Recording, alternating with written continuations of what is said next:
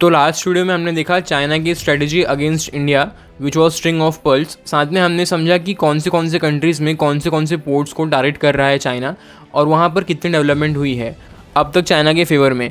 तो ये वीडियो का सेकंड पार्ट है। अगर आपने वीडियो का पहला पार्ट यानी कि दी स्ट्रिंग ऑफ पर्ल्स वाला पार्ट नहीं देखा तो आप लेटर आई बटन पर क्लिक करके उस वीडियो को देख सकते हैं।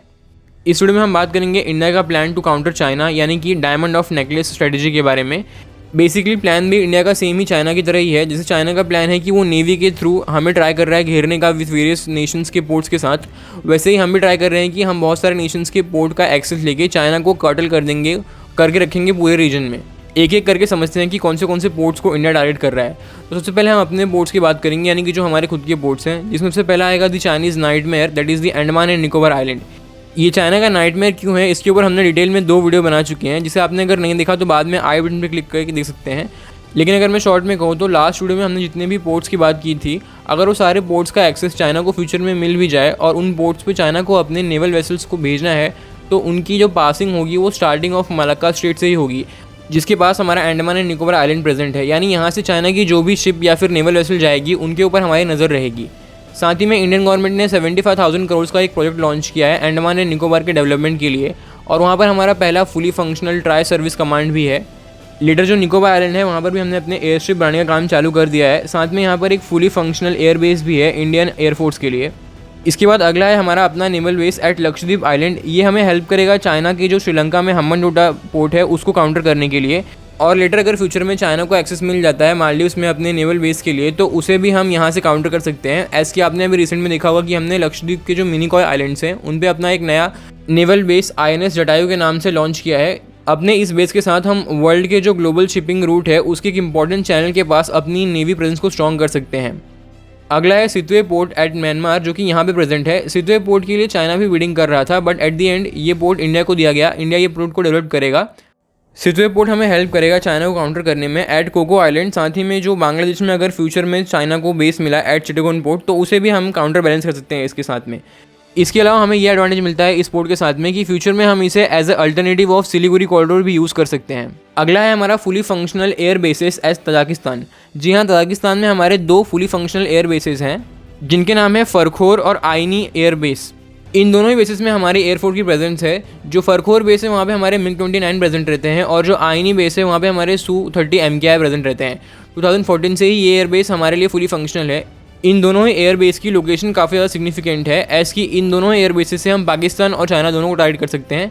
फिलहाल हम सिर्फ चाइना की बात करेंगे तो आपको पता ही होगा कि चाइना की जो मेजॉरिटी ऑफ पॉपुलेशन है वो चाइना की कोस्टल सिटीज़ के साइड में रहती है। यानी कि जो चाइना में ये जो इमेजिनरी लाइन है जिसे हान लाइन कहते हैं इसके वो साइड रहती है, और जो इस साइड का एरिया यानी कि जो इंडिया बॉर्डर से एरिया लगता है वो काफ़ी ज़्यादा खाली एरिया है।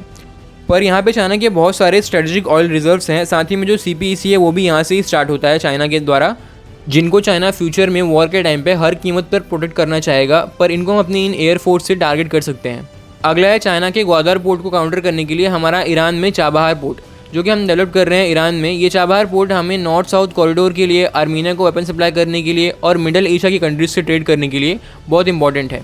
हालांकि ईरान के साथ में यहाँ पे डील करने में हमें मुश्किल आती है बिकॉज ऑफ US सैंक्शंस, पर चाइना को काउंटर करने की बात है तो US भी फ्री हैंड दे सकता है इंडिया को यहाँ पर। अगला है दुगुम पोर्ट में हमारा स्ट्रेटेजिक नेवल एक्सेस। हमारे नेवी को ओमान के दुगुम पोर्ट पर एक्सेस मिल गया है डॉकिंग करने के लिए। ये पोर्ट की लोकेशन ऐसी है कि यहाँ से हम पर्शियन गल्फ को और ग्वादर पोर्ट दोनों को टारगेट कर सकते हैं। ओमान काफ़ी इंपॉर्टेंट नेशन है इंडिया के लिए। अब आप देखते हो कि दोनों नेशंस के बीच में FTA साइन करने की बात काफ़ी तेज़ चल रही है। अगला है हमारा एक air strip at the Agalega island जो कि प्रेजेंट है मॉरिशस नेशन में। तो जो मॉरिशस नेशन है उसका एक आइलैंड है एग्लेगा नाम पर, वहाँ पर हमने एक एयर स्ट्रिप डेवलप की है और इसकी डेवलपमेंट पूरी हो चुकी है। हालांकि यहाँ पर क्या एयर प्रेजेंस है इंडिया की और इंडियन एयरफोर्स की वो अभी सीक्रेट है, ऐस की यहाँ की लोकेशन बहुत ज़्यादा सिग्निफिकेंट है हमारे लिए for surveillance point of view. और दोनों ही नेशंस मॉरिशस और इंडिया के बीच में रिलेशंस काफ़ी ज़्यादा अच्छे हैं। अगला है अजम्पशंस आइलैंड जो कि प्रेजेंट है सेशल्स कंट्री के अंदर। यहाँ पर जो कंट्री है सेशल्स उसके जो अजम्पशंस आइलैंड है उनमें हमने सेशल्स मिलिट्री के साथ मिलकर सर्विलेंस स्टेशन और रेडार सेटअप किए हैं जो कि हमारे लिए इंपॉर्टेंट है, ऐस कि यहाँ पर से हम अपनी सर्विलेंस के थ्रू जो चाइना की नेवल प्रेजेंस है और नेवल मूवमेंट है उनको ट्रैक कर सकते हैं। लेकिन यहाँ पर भी इशू यही है कि जो अपोजिशन गवर्नमेंट है यहाँ पर वो इसके खिलाफ है, और लेटर अगर पावर का शिफ्ट होगा सेशल्स गवर्नमेंट में तो ये जो हमारी डील्स हैं इन पर कुछ फ्यूचर में प्रॉब्लम आ सकती है। हालांकि ये प्रॉब्लम फ्यूचर की है। अगर आप अभी की बात करेंगे तो हमारी जो मिलिट्री की प्रेजेंस है वो वहाँ पर है।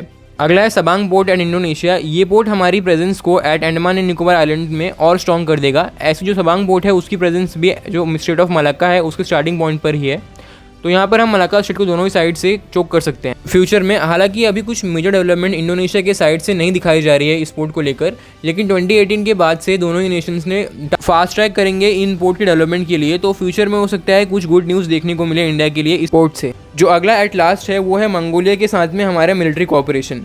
देखिए जो मंगोलिया नेशन है वो चाइना के नॉर्थ में प्रेजेंट होता है और ये एक लैंड लॉक नेशन है, तो इसके साथ में मिलिट्री कॉपरेशन करना इतना आसान नहीं है। इसीलिए अभी जो सारे ही जो मिलिट्री कॉपरेशन की बातें हैं मंगोलिया के साथ में वो ऑन पेपर ही है, कुछ खास मुझे डेवलपमेंट देखने को मिला नहीं है।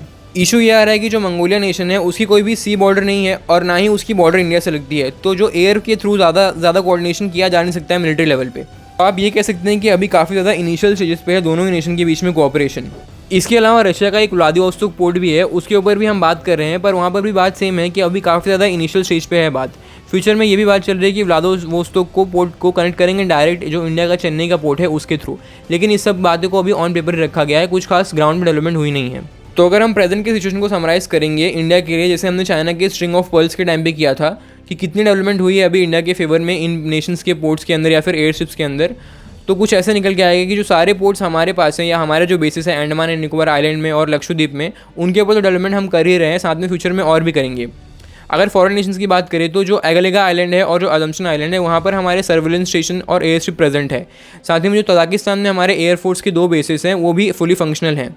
इसके अलावा जो दुगुम पोर्ट है ओमान का, वहाँ पर भी हमारे नेवी की एक्सेस है। बाकी सारे जो नेशंस और पोर्ट्स की बात की उनके ऊपर डेवलपमेंट हो रही है और फ्यूचर में और भी डेवलपमेंट होगी। इंडिया के लिए जो सबसे बड़ा स्ट्रेटेजिक कंसर्न है वो है चाइना का जो जिबूटी में नेवल बेस है। ऐसे हमारे पास कोई प्रॉपर काउंटर नहीं है चाइना के इस बेस का। हमारा जो दुगुम पोर्ट है वहाँ पे प्रेजेंट है, पर वो एक फुली फंक्शनल नेवल बेस नहीं है, वहाँ से हम चाइना को काउंटर नहीं कर सकते जिबूटी के नेवल बेस को। हालांकि फ्यूचर में हम एक डिटेल्ड वीडियो लाएंगे कि कैसे इंडिया जिबूटी के इस चाइनीज़ नेवल बेस को काउंटर कर सकता है। इसके अलावा इंडिया ने यूएसए और ऑस्ट्रेलिया के साथ में बहुत सारे एग्रीमेंट्स किए थे, जिनके कुछ नाम आपको पता होंगे, जैसे कि कोमकासा, लेमुआ, बेका जैसे एग्रीमेंट किए थे, जिसके बाद यूएसए और ऑस्ट्रेलिया के बेसिस को, यानी कि जो कोकोस आइलैंड में ऑस्ट्रेलिया का बेस है और जो इंडियन ओशन में डेगो गार्सिया बेस है यूएसए का, उनको इंडियन नेवी एक्सेस कर सकती है। और लेमुआ के थ्रू में लॉजिस्टिक शेयरिंग की हेल्प और कोमकासा के थ्रू में डेटा शेयरिंग की हेल्प दोनों ही इंडियन नेवी और इंडियन एयरफोर्स को मिलेगी यूएसए के द्वारा। तो ये सारी चीज़ें कर रहा है इंडिया चाइना की स्ट्रिंग ऑफ पर्ल्स को काउंटर करने के लिए through it's diamond of necklace. तो ये था हमारा एनालिसिस इंडिया के डायमंड ऑफ नेकलेस स्ट्रेटजी के बारे में। वीडियो पसंद आए तो लाइक करें, साथ ही में वीडियो को शेयर करें और अपने थॉट्स को इस वीडियो के बारे में और इंडिया की स्ट्रेटजी के बारे में कमेंट करें। साथ ही में ये भी कमेंट करें कि और क्या इंडिया कर सकता है चाइना की स्ट्रिंग ऑफ पर्ल्स को काउंटर करने के लिए। साथ में वीडियो को शेयर करें और चैनल को सब्सक्राइब करें। और आप हमारे बाकी वीडियोस को जियोपॉलिटिक्स रिलेटेड चेक कर सकते हैं इस प्लेलिस्ट पे क्लिक करके, और अगर आपको हिस्ट्री रिलेटेड वीडियोस देखना है तो हमारे चैनल पे जाके आप वो भी देख सकते हैं। Stay connected for weekly geopolitics related videos.